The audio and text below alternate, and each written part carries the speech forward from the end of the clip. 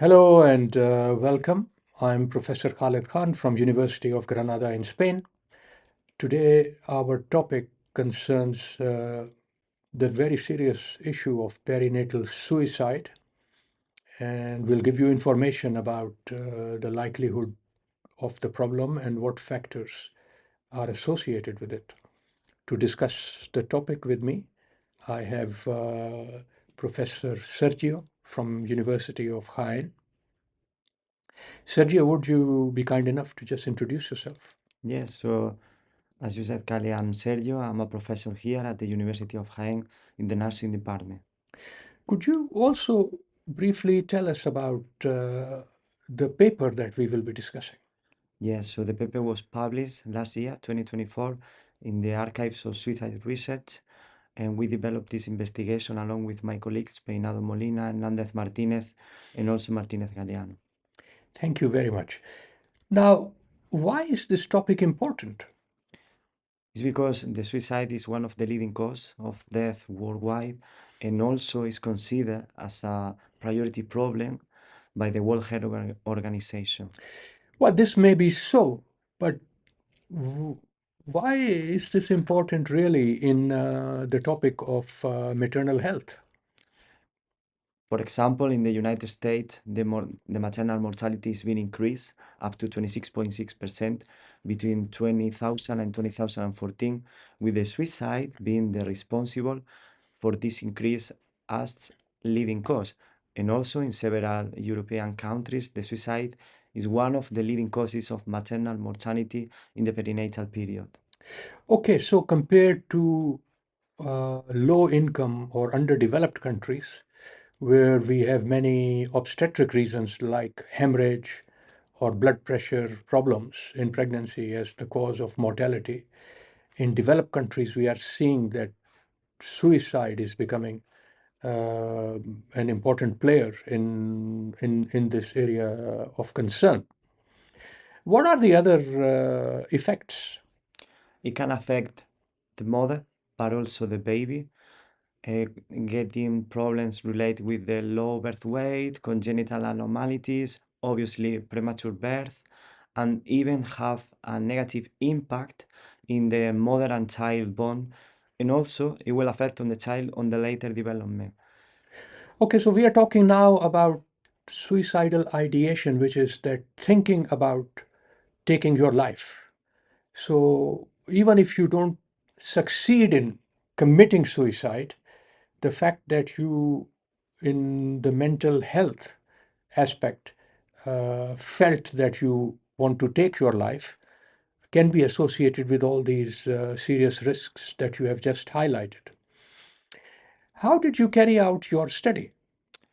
We try to at least identify the magnitude and the prevalence of the problem. And also we wanted to understand the associated factors because that lately will allow us to establish strategies Mhm. and promote guidelines for early detection and provide an early intervention to these women. Yeah. Please, could you briefly describe the two concepts here defined through the term suicidal behavior?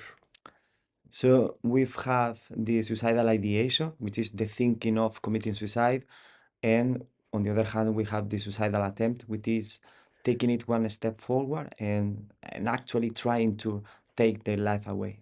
Okay. What did you find? We found that the prevalence of the suicidal ideation in the perinatal stage was almost the 20%, which means that 20 out of 100 women had that feeling, that Mhm. thinking, that ideation. But also we found that at least 22 women of the sample of the study, they taken or at least they try to take their life away. Okay. So this is a very serious problem. I mean, I worked as an obstetrician nearly 25 years, and I can't remember of a single case of suicide. Obviously, women after giving childbirth leave the health service, so they no longer remain in contact with the health service. So possibly that's the reason why I do not have a recollection of such an experience in any of my patients. What were the factors associated? So we had the social support, which could act as a negative factor or as a risk factor. But on the other hand, if the women perceives that this social support is well established and provided, the women is better protected to develop the suicidal ideation. Also, as a risk factors, we had the anxiety and also the risk of postpartum depression. And commenting as well on other protective factors, we had the skin to skin contact with the mother and the baby. All right. So looking at these tables where you give the detailed result, we see that the social support, the depression, the risk of experience of intimate partner violence or domestic violence on this slide all reach statistical significance. Also, we see that postpartum depression reaches statistical significance, and the protection afforded by skin to skin contact, which happens through the process of breastfeeding, obviously also a protective factor reaching statistical significance. How can we bring this discussion to conclusion? Well, it's always believed that the pregnancy should be a positive experience, but it's not always like that. So I think we should put the focus on trying to provide a safe care and trying to, guarantee the perinatal mental health of the women in this period. Okay, so the health system often falls short of giving this support to the mother with respect to mental health. And for this reason, we observed this high prevalence of suicidal ideation, which obviously can lead to maternal death.